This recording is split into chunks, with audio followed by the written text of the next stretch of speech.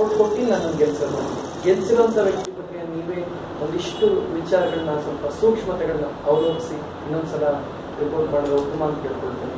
ಅದರ ಹೊರತಾಗಿ specially KIMS hospital ಬಗ್ಗೆ ಒಂದು ಮಾತು ಹೇಳೋದಾದ್ರೆ, ಪ್ರತಿಯೊಬ್ಬ ಡಾಕ್ಟರ್, ಪ್ರತಿಯೊಬ್ಬ ನರ್ಸ್, ಪ್ರತಿಯೊಬ್ಬ ವಾರ್ಡ್ ಬಾಯ್ ಕೂಡ ಬಂದು ಮಾತಾಡಿಸಿ ನಿತಿಂದ್ರ ಸ್ವಾದ ಮಾಡೋರು ಎಲ್ಲವನ್ನೂ ಬಂದು ನೋಡ್ಕೊಳ್ತಾ ಇದ್ದಾರೆ.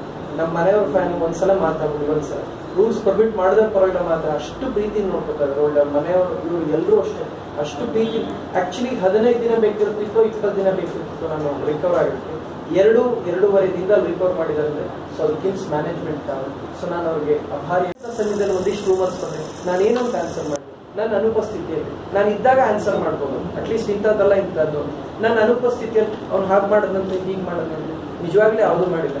ಟಿಲ್ ಡೇಟ್ ನನ್ನ ಹತ್ರ ಒಂದು 2 ವೀಲರ್ನ ಕಾಣು, ಒಂದೇ ಒಂದು ಕಡೆ ನನ್ನ ಜ್ಯೂಸ್ ಇದು ಯಾವುದೂ ಆಡಿಲ್ಲ. ಸೊ ಇದು ಎಲ್ಲದ್ರ ಬಗ್ಗೆ ಕೇಳಿ ಸ್ವಲ್ಪ ಹರ್ಟ್ ಆಯಿತು. ಇನ್ನೂ ಸ್ಪಷ್ಟವಾಗಿ ಇಂಡಿಯಾ ಬಾಂಗ್ಲಾದೇಶ್ ಮ್ಯಾಚ್ ಆಡಿ ಇಂಡಿಯಾ ಗೆಲ್ಲುತ್ತೆ ಅಂತ ಇದ್ರೂ ನಾನು ಬೆಟ್ಸ್ ಕಟ್ಟಲ್ಲ ಅಂತ ನಾನು ಹೋಗಿ ಜೂಜಾಡ್ತೀನಿ ಅಂತ ಹೇಳಿದ್ರೆ ಇವೆಲ್ಲ ನನ್ನ ತೀರಾ ಘಾಸಿಗೊಳಗಾಗ್ಬಿಟ್ಟು ಯಾರ ಮೇಲೂ ನಾನು ನಂಬಲ್ಲ. ನಾನು ನನ್ನನ್ನು ಹೊರತಾಗಿ ಪ್ರಪಂಚದಲ್ಲಿ ಇನ್ನು ಯಾರನ್ನೂ ನಂಬಲ್ಲ. ನಾನು ಈ ಥರದ ವ್ಯಕ್ತಿ. ನಾನು ನನ್ನ ಮೇಲೆ ಬಿಲಿವ್ ಇಟ್ಕೊಳ್ಬೇಡಿ. ಸ್ಪೆಷಲಿ ಕಡೆಯದಾಗ ಒಂದು ಮಾತು ನಾನು ಹೇಳಲಿಕ್ಕೆ ಇಷ್ಟಪಡ್ತೀನಿ.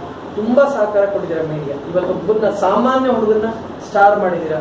ಅಷ್ಟೇ ಬೇಗ ನಿಮ್ಮ ಪ್ರೀತಿಯಿಂದ ನಾನು ಅದರಿಂದ ಇಲ್ಲ. ನೆಕ್ಸ್ಟ್ ವೀಕಿಂದ ನಾನು ಶೂಟ್ ಆಗಿರೋದು 1 ವಾರ ಪೋಸ್ಟ್ಪೋನ್ ಆಗಿದೆ. ನನ್ನ ಡೈರೆಕ್ಟರ್ ಕಿರಣ್ ಇರ್ಬೋದು, ಅವಾಗೆಲ್ಲ ತೊಂದರೆ ಆಗಿದೆ. ಅವರೆಲ್ಲಾನ ನಾನು ರೆಡಿ ಮಾಡ್ತಾ ಇದ್ದಾರೆ ಪಾಪ.